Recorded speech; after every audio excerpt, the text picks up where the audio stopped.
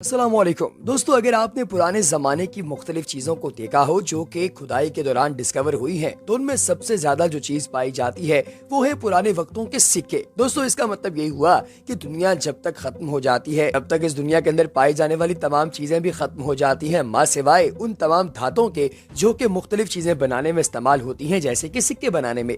आज की इस वीडियो में हम आपको बताएंगे कि आप रोजमर्रा की जिंदगी में जो सिक्के इस्तेमाल करते हैं, आखिर हुकूमत इन सिक्कों को क्यों छापती है, इसकी बजाय नोट क्यों नहीं छापती, और आखिर ये सिक्के बनाए कैसे जाते हैं। इससे पहले कि वीडियो में आगे बढ़ा जाए और आपको इन तमाम तर तफसीलात से आगाह किया जाए, अगर आपने अभी तक हमारे चैनल को सब्सक्राइब नहीं किया तो अभी चैनल को सब्सक्राइब कीजिए, बेल आइकन पर क्लिक कीजिए और कमेंट सेक्शन में ये जरूर बताइएगा कि आपको हमारी ग्रीन की वीडियोस कैसी लगती हैं और क्या आप इससे पहले सिक्के बनाने का प्रोसीजर जानते थे या नहीं। आपकी राय का इंतजार रहेगा। दोस्तों, पुराने वक्तों के अंदर आप लोगों को मालूम होगा कि 80s या 90s की दहाई के अंदर 1 रुपए के, 2 रुपए के और 5 रुपए के नोट हुआ करते थे, लेकिन बाद में जब पाकिस्तानी करेंसी डिवैल्यू हुई तो इन तमाम नोटों को बनाना बंद कर दिया गया और अब सिर्फ और सिर्फ मार्केट के अंदर इन तमाम पैसों के बजाय सिक्के पाए जाते हैं और नोट का आगाज 10 रुपए के बाद होता है। यानी 10 रुपए का नोट, 20 रुपए का नोट, 50 का, 100 का, 1000 का और 5000 का।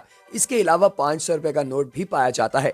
दोस्तों, इन नोट्स के अलावा अगर सिक्कों की बात की जाए तो 1 रुपए, 2 रुपए, 5 रुपए और कई दफा 10 रुपए का सिक्का भी आपको दिखाई देता है।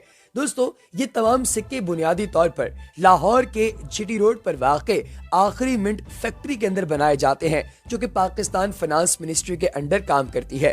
दोस्तों, ये शालीमार गार्डन्स के पास मौजूद एक ऐसी ऑर्डिनेंस फैक्ट्री है जिसके अंदर सिक्कों की प्रोडक्शन की जाती है और यहाँ पर सिक्योरिटी का बहुत ही सख्त निजाम है। इसका मतलब ये हुआ कि यहाँ से 1 रुपए का सिक्का भी बगैर इजाजत के बाहर नहीं निकल सकता। दोस्तों, सिक्के इसलिए अब बनाए जाते हैं और नोट नहीं बनाए जाते क्योंकि सिक्के धात से बने होते हैं और बहुत लंबे अरसे तक चल सकते हैं। इसके अलावा जितने रुपए का सिक्का बनाया जाता है उसके अंदर उतने रुपए की धात इस्तेमाल हुई होती है। यानी अगर आप उस धात को पिघला कर बेचें तो वो उतने की ही बिकेगी जितने का वो सिक्का है ना हैरत अंगेज बात। प्यारे दोस्तों, सिक्के के 2 डिजाइन बनाए जाते हैं, एक को पॉजिटिव और एक को नेगेटिव कहा जाता है।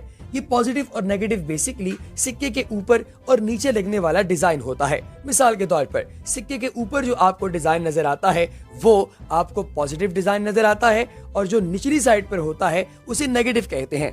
जैसा कि 1 रुपए के सिक्के पर पॉजिटिव निशान आपको नजर आता है मस्जिद का और नेगेटिव निशान यानी निचले निशान में आपको कायदे आजम की तस्वीर दिखाई देती है। प्यारे दोस्तों, सिक्के के डिजाइन बनाने के बाद कॉपर, सिल्वर या फिर प्लास्टिक को एक ऐसे तंदूर नुमा में डाला जाता है जिसके अंदर वो बिल्कुल पिघल कर ऐसी शक्ल सूरत के अंदर आ जाए जो राउंड अबाउट होती है। फिर इस स्टैंडर्ड साइज को रखते हुए कॉपर की, सिल्वर की या प्लास्टिक की एक लंबी शीट को लिया जाता है जो आमतौर पर तकरीबन 4 सेंटीमीटर बाय 12 सेंटीमीटर की रॉड होती है। इसे एक प्रेशर मशीन के अंदर डाला जाता है और इसकी लेयर को पतला किया जाता है। ये तब तक 0.4 सेंटीमीटर मोटाई की हो जाती है और फिर इसे वेंडिंग मशीन गोल सूरत में फौरी तौर पर तेज तेज काटना शुरू कर देती है। ये इतनी तेजी के साथ काटती है कि तकरीबन 30 मिनट के अंदर 20 से 25 हजार सिक्के बन जाते हैं। दोस्तों, वो तमाम पार्ट इस रॉड का जो कि सिक्का नहीं बन पाता उसे वेस्ट नहीं किया जाता बल्कि दोबारा पिघलाकर अगेन इसके छोटे छोटे सिक्के बनाए जाते हैं।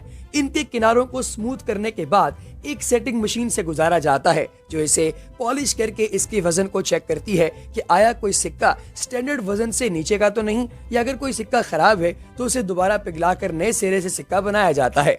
इस पॉलिशिंग के बाद सिक्के की क्या मालियत है उसके मुताबिक इसे मुख्तलिफ हाइड्रोलिक मशीन के अंदर भेजा जाता है जो इसके ऊपर डाइस से डिजाइन को पेंट कर देते हैं। दोस्तों, एक डाई पर ऊपर और एक पर निचली साइड पर प्रिंट किया जाता है, मतलब एक सिक्का 2 डाई से होकर गुजरता है और आखिर में फिर दोबारा इसका क्वालिटी चेक किया जाता है। दोस्तों, अगर कोई मिसप्रिंट हो या कोई और निशान वगैरह आ जाए तो कंप्यूटर फौरी तौर पर इस चीज की निशानदेही कर देता है और इसे अगेन रिसाइकलिंग के लिए भेज दिया जाता है।